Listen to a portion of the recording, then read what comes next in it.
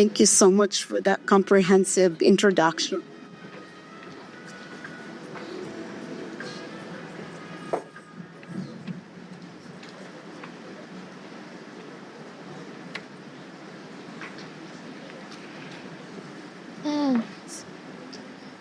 So, good morning, everyone. I'm LV Barroso, originally from Ligaw City, Albay, and now from New York City. My talk is about the fight against tuberculosis among Filipinos, specifically about latent tuberculosis infection, screening, and treatment. I would like to start by defining what is tuberculosis. Tuberculosis, in short, is an infectious bacterial disease of the lung caused by Mycobacterium tuberculosis. The MTB or TB germs can be spread by a person with active TB disease. A person with active TB disease manifests the signs and symptoms of TB. There are factors to consider for transmission to occur. You have to be a close contact of a person with active TB disease, able to inhale TB germs through the air in a closed room with poor ventilation for a prolonged period of time. Transmission occurs when the other person inhales the TB germs in form of droplets, enters the nose, and travels to the lungs. The TB germs are microscopic and not visible through the naked eye. The TB germs cannot be spread by touching or sharing dishes. Common question is that, can we get TB by kissing? Can somebody answer that? No, because TB is an airborne disease and you can get it through the air. That's my keys. Okay. There are two phases of TB. The latent TB infection, or in short we call LTBI, and the active TB disease. Latent TB infection is when a person is exposed to a case of active TB disease. The TB germs are in the lungs but remain inactive or dormant because of the person's good immune system. So we say that those TB germs are sleeping. The person does not feel sick and does not manifest the signs and symptoms of active TB disease and cannot spread the disease to others. However, the person can develop active TB disease if their immune system becomes weak. So how do you know if you have LTBI? You can get the blood test or the IGRA or the tuberculin skin test. If the test result turns positive, the next step is to have a chest X-ray. In LTBI, the X-ray is normal because the TB germs are sleeping. Therefore, LTBI is when your TB test result is positive. However, the chest X-ray is normal. In active TB disease, not yet. So in active TB disease, the person has TB germs in the lungs that are actively metabolizing, growing, and multiplying. The person feels sick and can spread the TB germs to others. It can cause death if not treated. You still need to have the blood test or the tuberculin skin test, followed by the chest X-ray, which may be abnormal. A sputum specimen is collected for smear and culture. The sputum culture will determine if the person is infectious, and the sputum culture is the definitive test for TB disease.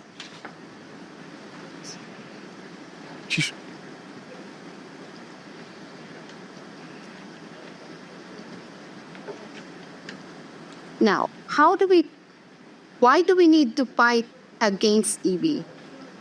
TB is on the rise and has overtaken the COVID-19 as the world's leading killer on infectious disease.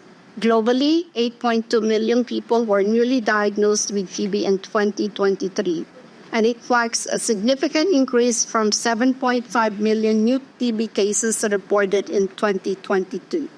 87% of the global TB burden are from 5 countries: India, Indonesia, China, Philippines, and Pakistan.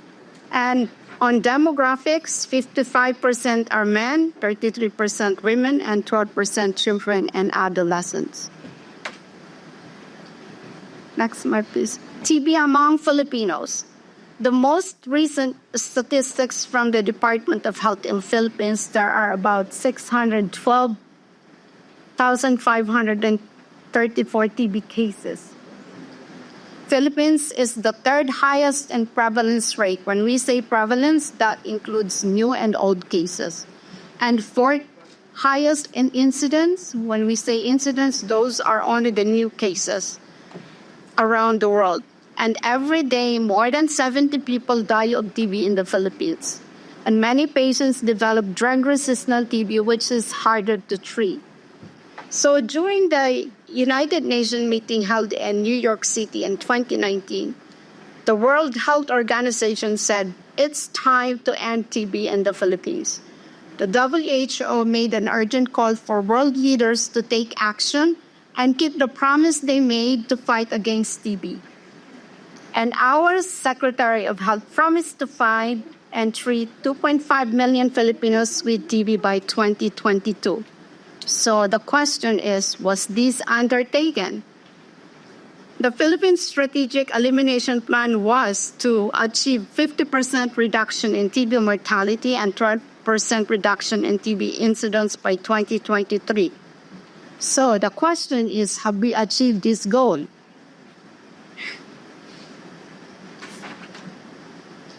So, next slide, please. So what have we done all these years? So all these years, our focus has been on active case finding, which means looking for cases with active TB disease. At the peak of the TB epidemic, aggressive approach were implemented to fight TB, but with a decrease in the number of TB cases, funding also decreased. So there was no sustained financial investment of TB. There was a decrease in funding that led to the closure of sanatoriums. Our Quezon Institute in the Philippines was closed, and some clinical laboratories were also closed. And we had a slow diagnostic testing. We relied on the tuberculosis skin test and sputum microscopy due to lack of funding for a better diagnostic test. And there has been a significant financial burden to people diagnosed with TB who are not able to work and support their family. And there has been an underfunding of research that impede the development of new TB diagnostics, drugs, and vaccines. Next slide, please. Now, some new developments in the fight against TB. Now, our focus is not limited to finding active TB disease, but on finding those exposed to TB disease and has latent TB infection. And we now focus on LTBI treatment. A rapid diagnostic test, which is the blood test or the 𝐸 for TB screening, is now available, but it's quite expensive. Also, a shorter treatment regimen for LTBI is now available. We have the 3HP, which is 2 medications, the INH and ribofentin, once a week for 3 months. The standard treatment is still a single drug of 6 to 9 months, which is the INH, which is quite longer. So far, we only have the BCG vaccine, as mentioned by Dr. Sanicas, to prevent the development of severe forms of TB. However, there are 15 TB vaccine developments in the pipeline, and one effective TB vaccine is expected to come out in 2028. Now I want to talk about TB in New York City. Our mission in the Bureau of Tuberculosis Control, the Department of Health and Mental Hygiene, is to prevent the spread of TB and eliminate it as a public health problem in New York City.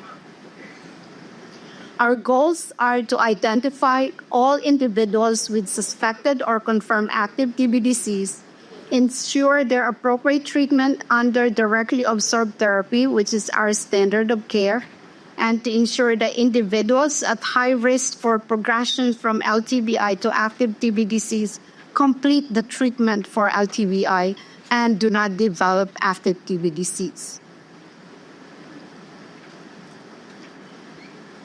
The Bureau of Tuberculosis Control functions through an integrated and dynamic model of core activities and services with a focus on public health and clinical care needs of patients, their families, and the New York City communities. And these include reporting and surveillance that takes care of cases reported to the Department of Health.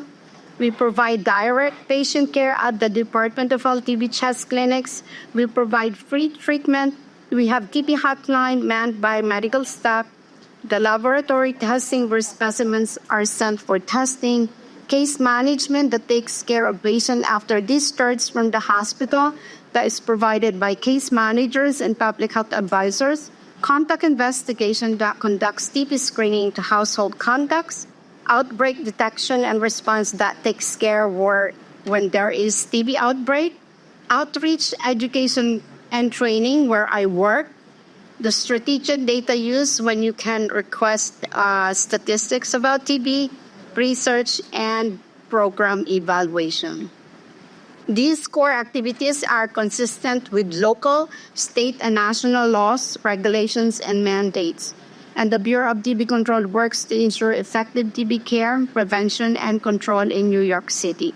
So we have 4 TB clinics that operates in the Bronx, Brooklyn, Manhattan, and Queens. And these clinics serve as key TB referral centers for a variety of entities, including community healthcare providers, homeless shelters, social service providers, and drug treatment centers. We also evaluate immigrants and refugees who arrive in New York City with a Class B status based on notification from the CDC Division of Global Migration and Quarantine. Next slide, please. So at the peak of the epidemic in 1992, there were 3,811 new cases of TB reported in New York City. It was also the year when I came to New York City. And because of my background working in TB control as the National Tuberculosis Program Coordinator of Region 4 in the Department of Health in Philippines, when I sent my resume to the director of the Bureau of TB Control, in 3 days, I was called for an interview and I was hired to work as a senior public health educator. As you can see, despite a steady decline in the overall number of TB cases in New York City since 1992, the TB rates in the city have plateaued in recent years. However, certain communities remain disproportionately affected by TB disease, and the Filipino community is one of them.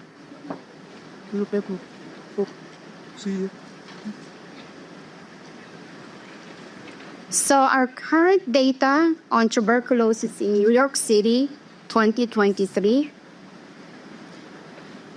there were 684 confirmed TB cases identified.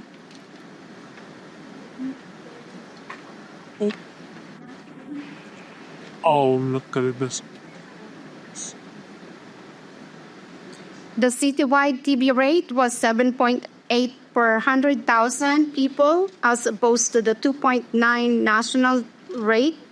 89% of TB cases were among people born outside of the U.S. Majority, 69% of confirmed TB cases were among individuals 18 to 64 years of age, and 13 people with TB had multi-drug resistant TB strain.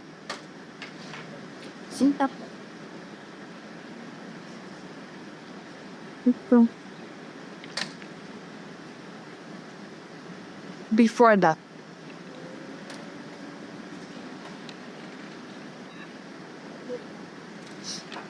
coming out. So how do we screen active TB disease?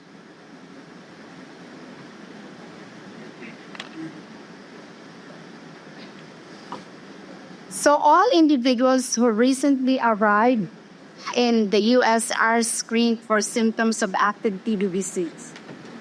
People with symptoms of active TB disease are promptly evaluated, and that includes chest X-ray, medical evaluation, other diagnostic tests such as sputum smear and culture as indicated.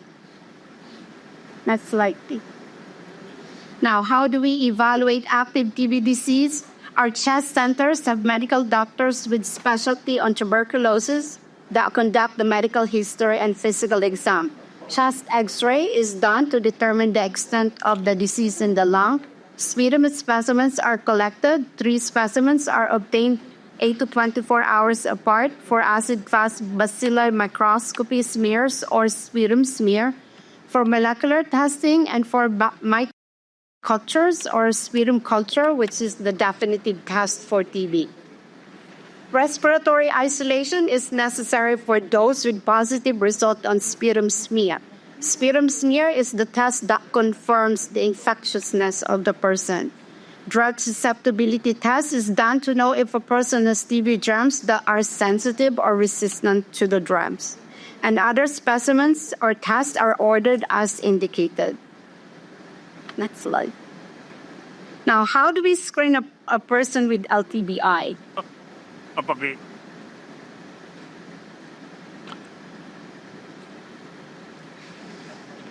So we assess all individuals who recently arrived in the U.S. for LTBI. A blood-based interferon gamma release assay, or in short, the IGRA test, is used to assess those aged 2 and older who have been exposed to somebody with active TB disease. And the reason why we use the blood test or the IGRA test, because the test results are not affected by the BCG vaccine.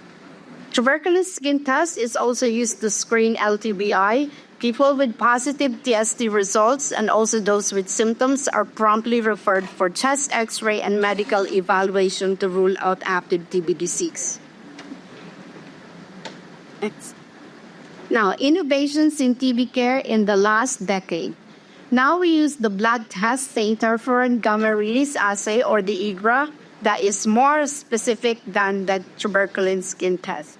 So we do the nucleic acid amplification testing, which is a molecular method to detect the presence of MTB complex. It rapidly confirms the presence of TB to determine genetic mutations that suggest drug resistance.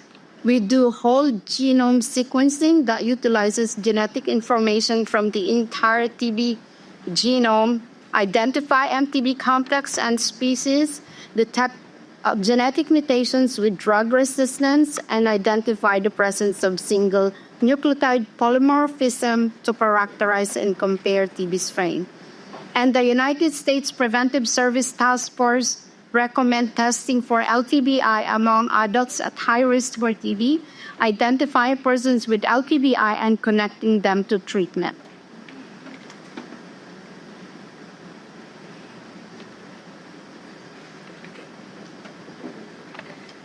One slide before that one.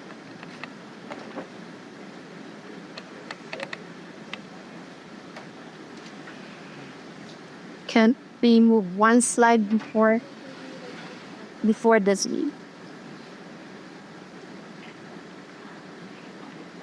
After this one. No?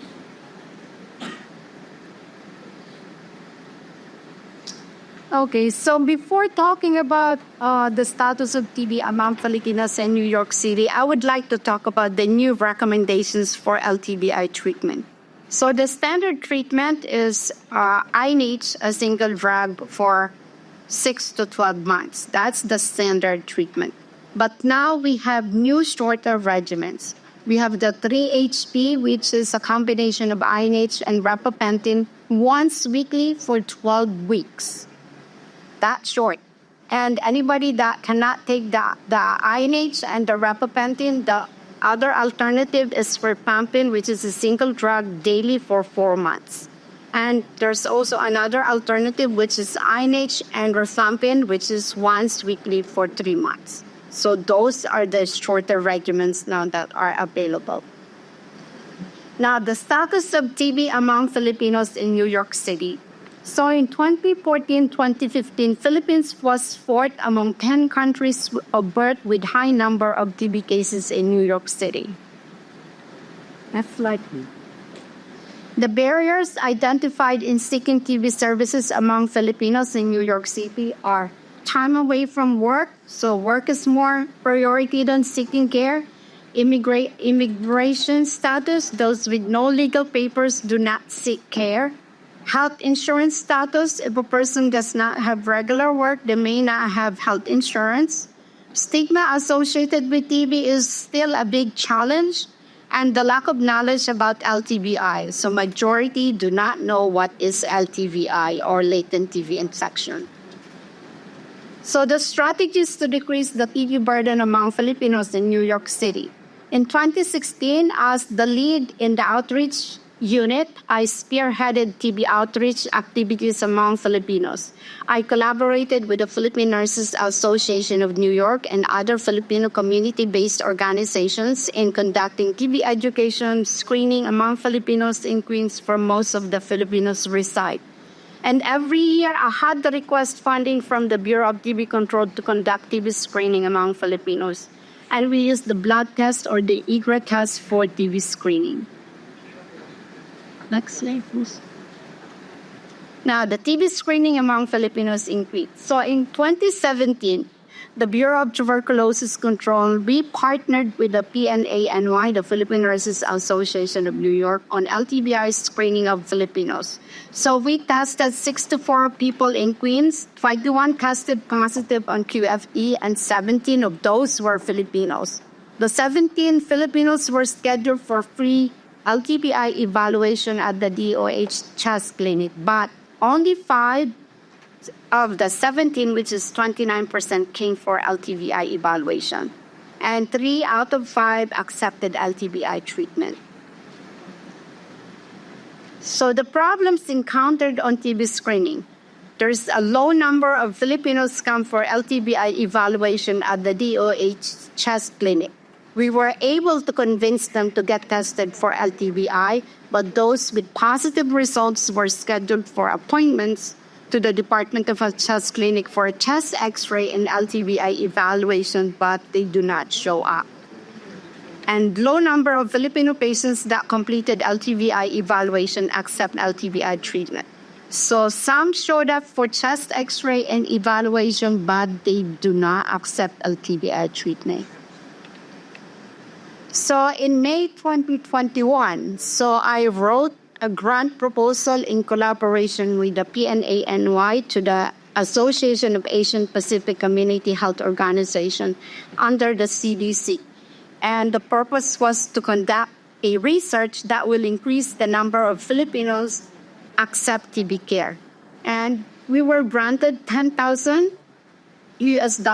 I conducted the research. The title was Patient Navigator's Role on LTBI Evaluation and Treatment at Health Department. And this was conducted at the time of the COVID-19 pandemic from July 2021 to April 2022. So this is a picture when we did a collaboration with the Philippine Nurses Association of New York. And the purpose of the research was to identify barriers on LTBI screening and evaluation and treatment among Filipinos, to identify the patient navigator's role on LTBI screening, evaluation, and treatment, and to know the proportion of patients screened, tested, evaluated, and accepted treatment on LTBI in the presence of a patient navigator in the TB care of Filipino patients. And who are the patient navigators? They are health or lay workers that can provide assistance to patients across settings, conditions, and population. Their role is to address barriers and improve care coordination of Filipino patients through patient-centered initiatives. Help Filipino patients navigate existing resources that is provided by the Department of Health. And 2 patient navigators were hired for this research. 2 Filipinos, both linguistically competent, fluent in English and Tagalog, and culturally competent. And the purpose was to increase Filipino patients coming for LTBI evaluation and completion of LTBI treatment at the DOH chest clinic. The research design, both patient navigators received training on basics of TB confidentiality and respiratory mass speed testing. 9 LTBI screenings with the use of QFT conducted between September to December 2021. Filipino clients were educated on patients on the basics of TB and follow-up care before LTBI screening. Patients with positive QFT or blood tests were scheduled for LTBI evaluation at the DOH chest clinic, and the patient navigators were involved in advertising, recruiting Filipinos to come for LTBI screening, and collaborated with patients at designated place to meet and accompany them to the DOH chest clinic at every visit. So this is when I trained the patient navigators on latent tuberculosis infection. And slide, please. I also trained them on tuberculin skin testing. And this is the flyer we developed in advertising the LTBI screening in collaboration with the PNANY and the Kalusugan Coalition, which is another community-based organization in Queens. And this is the patient navigator posting the LTBI flyer at a Filipino supermarket. And the flyer was also posted at Little Manila supermarket. And the flyer was posted at a Filipino store.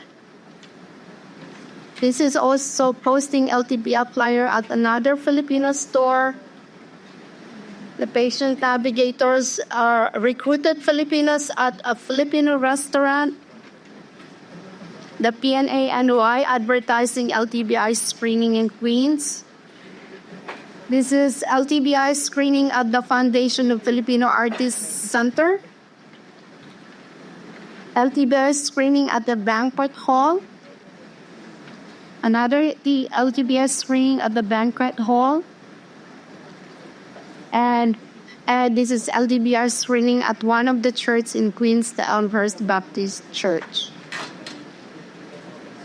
Now, the role of the patient navigator on follow-up visits. So the patient navigator, the PN, assisted and accompanied patients' follow-up visit on weekly basis at DOH Chest Center.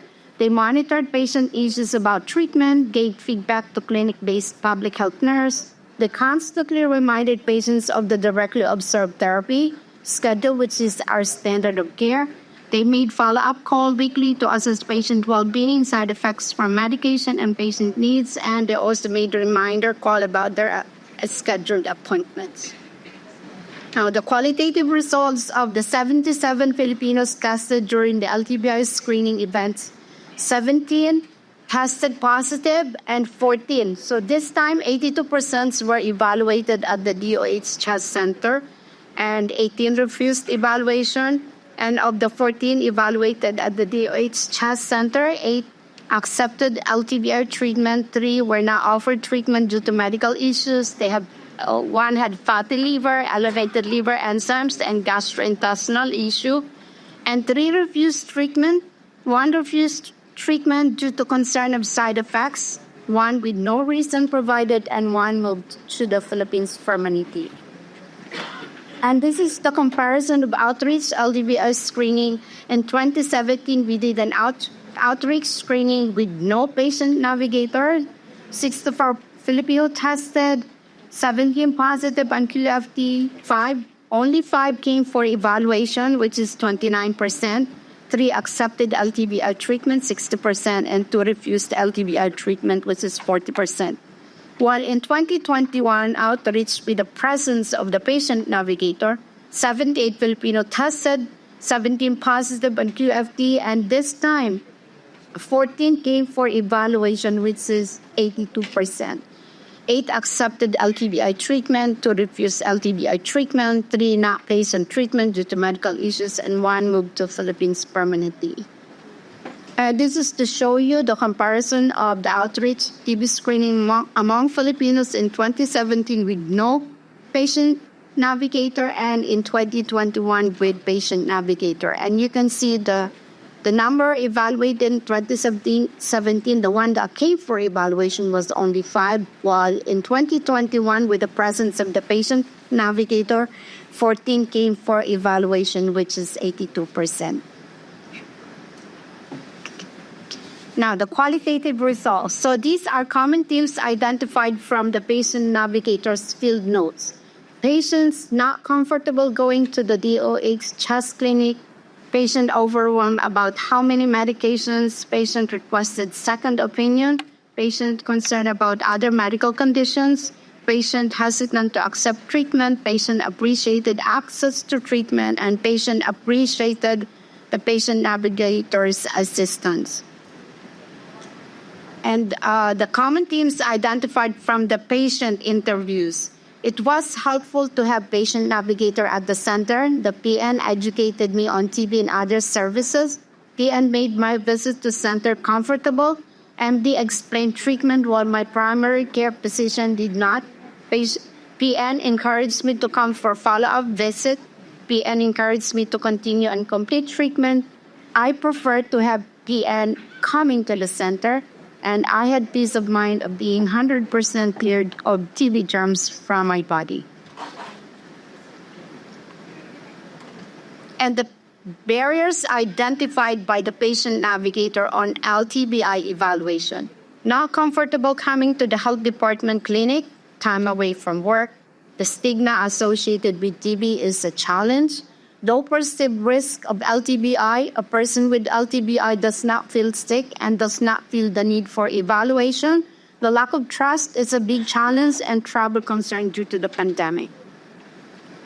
And the barriers identified by the PN on LTBI treatment, not feeling sick and not showing symptoms and does not feel the need to take the treatment for LTBI, going back and forth to the clinic during the pandemic, time away from work, and side effects of the medication. And the benefits of having patient navigators. The patient navigators recruited Filipino clients for LTBI screening. They helped with patient registration during screening. They accompanied clients to every visit at DOH chest clinic and telehealth visits, coordinated follow-up appointments of patients, assisted with the directly observed therapy, the live and reported, assisted in getting travel incentives, the Metro cards, brought patients in patients' navigators' personal card due to fear of public transportation during the pandemic, educated patients on side effects of medication, helped patients recognize adverse reactions to medication, and coordinated flexibilities in picking up medications.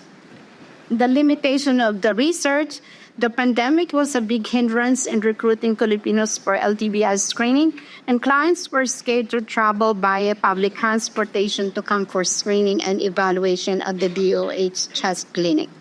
And the conclusion of the research, pairing culturally and linguistically competent patient navigators with Filipino patients contributed to an increase in the number of Filipinos accepting LTBI evaluation and treatment at DOH chest clinic.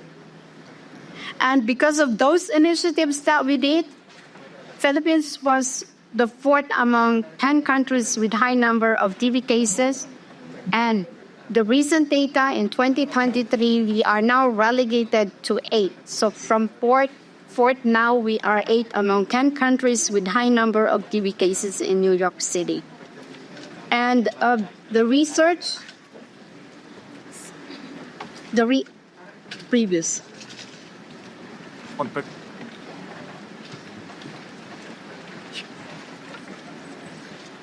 Anyway, that research is published at the Journal of Clinical Tuberculosis and Other Mycobacterial Diseases, so you can read more about it. It's on an open access. And next slide. And the role of the patient navigator is that applicable in the Philippines. The New York City Department of Health Bureau of TB Control, we have public health advisors who has the same role as the patient navigators. The only difference is that they are not Filipinos and they do not speak Tagalog. So, the DOH in Philippines can replicate the role of the public health advisor or the patient navigator. The patient navigator or the public health advisor can have a great impact in the care of TB patients. So, how can we fight against TB? Everyone plays a role in fighting TB. Individuals, communities, businesses, governments, and societies. Fighting TB requires the private and the public sectors to work together. Everyone must join the race to end TB. Systematic screening for active TB disease and LTBI among high-risk group must be in place. Advanced diagnostic tests and chest X-ray screening annually is necessary. We must have an adequate quantities of TB drugs and uninterrupted supply of drugs. We should advocate for an aggressive and sustained campaigns for TB services. Everyone should have access to TB services. We must educate the young generations about preventing TB transmission, the importance of LTBI screening and LTBI treatment to prevent the development of active TB disease. And we must implement strict screening policy against TB within hospitals. This will help find people with TB early and treat them promptly, cutting the chain of transmission rapidly. So what can you do if you are exposed to active TB disease? Learn how TB is spread to prevent transmission. Wear the N95 mask when in close contact with someone who has active TB disease. And if exposed to someone with active TB disease, go for a TB test, either the blood test or the tuberculin skin test. And if the blood test or the tuberculin skin test is positive, go for a chest X-ray. If the chest X-ray is normal, but the blood test or the tuberculin skin test is positive, that means you've been exposed, and that means you have LTBI. So your provider will rule out active TB disease and prescribe the treatment for LTBI to prevent you from the development of active TB disease. This is just to show you our resources in New York City. We have the 5th edition of the New York City Bureau of TB Control Program Manuals for Providers, which is now available online. And we also have the Latent Tuberculosis Infection Toolkit for providers and patients, and it's available online in numerous languages. And other resources to get expert medical consultation about TB and latent TB infection, or to report suspected or confirmed cases. And this is for us, but you can also call the TB provider outline, a hotline. And for information on the diagnosis and management of TB disease, we have the Tuberculosis Clinical Policies and Program Manual. For information on the diagnosis and management of latent TB infection, we also have the City Health Information Report. For more information about TB and TB-related resources, you can visit the NYC Health Department's TB webpage. And for additional data on TB in New York City, you can look at the NYC Annual Tuberculosis Summary. And this ends my presentation, and thank you all for listening.